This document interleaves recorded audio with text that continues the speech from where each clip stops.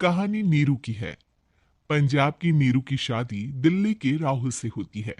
दिल्ली कितना बड़ा शहर है ना, लेकिन आप लोगों का घर तो बहुत छोटा है। हमारे पंजाब में तो ये बड़े बड़े घर होते हैं कि मजा ही आ जाता है। कोई बात नहीं नीरू, मैं भी तुम्हारे लिए बहुत बड़ा मकान बनाऊंगा बहुत जल्दी। नीरू के पिता जहां पंजाब के जाने माने व्यापारी थे, वहीं उसका पति राहुल दिल्ली में एक सिंपल नौकरी करता था। माँ, यहाँ तो घी मक्खन इतना महंगा है कि क्या बताऊं। मैं तो तरस ही जाती हूँ घी खाने के लिए। नीरू की माँ को ये सुनकर बहुत दुख होता है। मेरी बेटी को घी नसीब नहीं हो रहा है और ये बहू यहाँ बैठकर घी में शक्कर डाल रही है। देख वनिता, मैं साफ कह रही हूँ, इस घर में जितना घी आएगा उतना ही मेरी बेटी के घर दिल्ली भी जाएगा। अरे, ये क्या बात होती माँ जी? बेटी को उतना ही करो जो अच्छा लगे। अब क्या मायके से घी और मक्खन तक की सप्लाई करोगी आप? हाँ, मेरी बेटी किसी चीज को तरसे मुझसे बर्दाश्त नहीं होता। अब क्या था, नीरू के मायके में 2 किलो घी आता तो 2 किलो दिल्ली जाता नीरू के पास। एक दिन, माँ, बड़ी गर्मी पड़ती है दिल्ली में। इस घर में तो एक ही एसी है और वो भी ड्राइंग रूम में। सारा परिवार एक ही कमरे में सोता है। हाँ बेटा, वो तो हर घर की कहानी है। यहाँ भी एक ही एसी है। अरे बिल इतना आता है कि क्या बोलूं। तभी वहां राकेश आ जाता है। माँ, थोड़ी देर में यहाँ कुछ प्लम्बर आएंगे मेरे कमरे में एसी लगाने। जरा ध्यान से लगवा देना ना माँ। ओए, ऐसे कैसे तेरे कमरे में एसी लगेगा? हो राकेश, एक बार बात तो कर लेता। अरे पापा, वो वनिता को गर्मी में नींद नहीं आती। ड्राइंग रूम में सबके साथ सोने में वो अनकंफर्टेबल है, इसलिए। अरे पूरे परिवार के साथ वहां तेरी बहन नीरू भी तो सोती है। वो नहीं हो रही क्या अनकंफर्टेबल? समझ रहा है ना? अगर एसी लगेगा तो एक दिल्ली में तेरी बहन के कमरे में भी लगेगा, तभी तू लगा सकेगा। राकेश वनिता को सारी बात बताता है। वनिता करती भी क्या, मन मारकर बैठ जाती है। माँ, ये लोग ठीक नहीं है, क्या करूं मैं? अरे बेटी, यहाँ आ जा तू, यहाँ आकर रह ले। अरे छोड़ दे ऐसे पति को। कैसे छोड़ दूं माँ? समाज क्या कहेगा, लोग क्या कहेंगे? वैसे भी मेरा एक बेटा है मयंक। अरे हटा बेटा, तेरी उम्र ही क्या है, इतनी परेशान रहेगी तो काम कैसे चलेगा। खैर, बात आई गई हो जाती है। माँ को लगता है कि नीरू ठीक है, तो वहीं नीरू के मन में एक ही लाइन चल रही होती है, यहाँ आ जा। माँ ने तो बोल ही दिया है कि यहाँ आ जा। बस मयंक थोड़ा सा बड़ा हो जाए, इन गरीबों को छोड़कर मैं वापस माँ के पास ही चली जाऊंगी। वो इसी सोच में बाजार में चल रही थी कि मैम, आपका दुपट्टा जमीन को छू रहा है।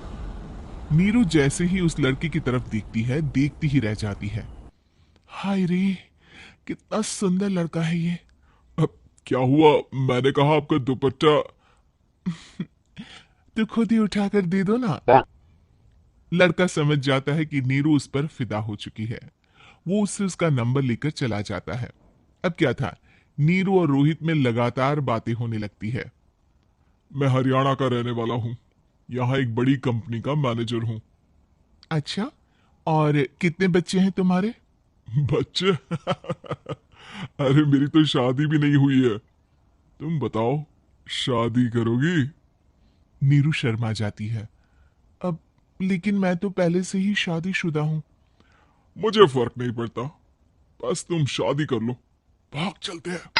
बहुत पैसे वाला हूं मैं, हमेशा खुश रखूंगा तुम्हें। नीरू रोहित से मिलकर सारा प्लान बना लेती है और फिर एक दिन घर से भाग जाती है। दोनों शादी कर लेते हैं। शादी के बाद, क्या बात है नीरू, तुम्हें परेशान सा देखता हूँ, सब ठीक तो है ना? हाँ हाँ, सब ठीक है।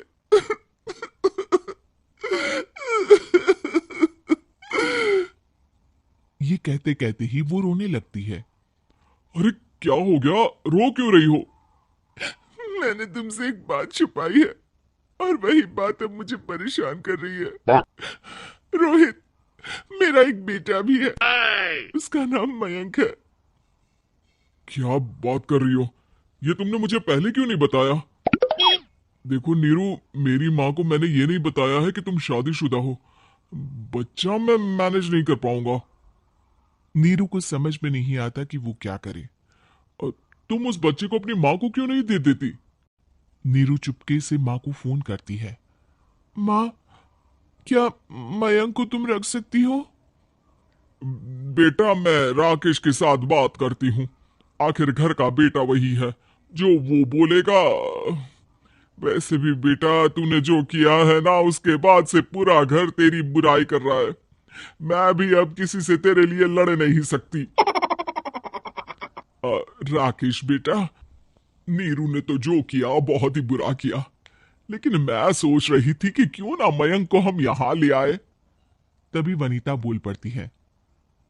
वाह जी, ऐसे कैसे यहां ले आए? यहाँ क्या भंडारा भरा है? और जिस बच्चे की माँ ने नहीं सोचा, उसके लिए हम क्यों सोचे? नीरू को एक बार तो अपने बच्चे के बारे में सोचना चाहिए था ना। अरे लेकिन तेरे पास भी तो लड़का नहीं है ना वनीता।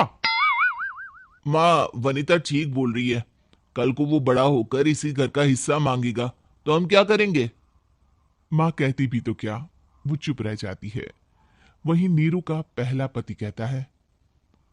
माँ, अगर आज भी वो वापस आ जाए तो मैं उसे माफ कर दूंगा। बेटा, गरीबी चीज ही ऐसी है, क्या करेगा। तू तो अब मयंक का सोच। वो बेचारा तो बिना माँ का हो गया। मयंक की खातिर तू दूसरी शादी कर ले बेटा। लोगों के लाख समझाने के बाद नीरू के पहले पति की शादी रिद्धि से हो जाती है, जिसके पहले पति से 2 बच्चे होते हैं। देखो जी, मैंने शादी सिर्फ बच्चे के खातिर की है। मैंने भी शादी सिर्फ बच्चों के खातिर की है। वहीं नीरू के दूसरे पति के मन में ये बात घर कर जाती है कि नीरू एक मासूम बच्चे को उसके खातिर छोड़ कर आई है। अब देखो नीरू, मुझे लगता है कि जो औरत अपनी कोख का बच्चा छोड़ सकती है, वो तो कुछ भी कर सकती है। कल को तुम्हें मुझसे अच्छा कोई मिल गया तो तुम तो मुझे भी बाय बाय कर दोगी ना। नीरू को अब उसका दूसरा पति ताने देना शुरू कर देता है। तंग आकर नीरू उसके यहां से भागकर अपने पहले पति के पास चली जाती है, लेकिन ससुराल में क्या लेने आई है नीरू, मयंक को? नहीं नहीं सासू माँ, मुझसे गलती हो गई, मुझे माफ कर दीजिए। नीरू, अब वक्त खत्म हो गया है, मेरी शादी हो चुकी है। तो छोड़ दो ना उसे, हमारा बच्चा है। मैं आपको अपनी माँ नहीं मानता, मेरी नहीं मान तो बात अच्छी है। नीरू मयंक की बात सुनकर समझ जाती है कि उसके पास अब ना आसमान रहा, ना ही जमीन।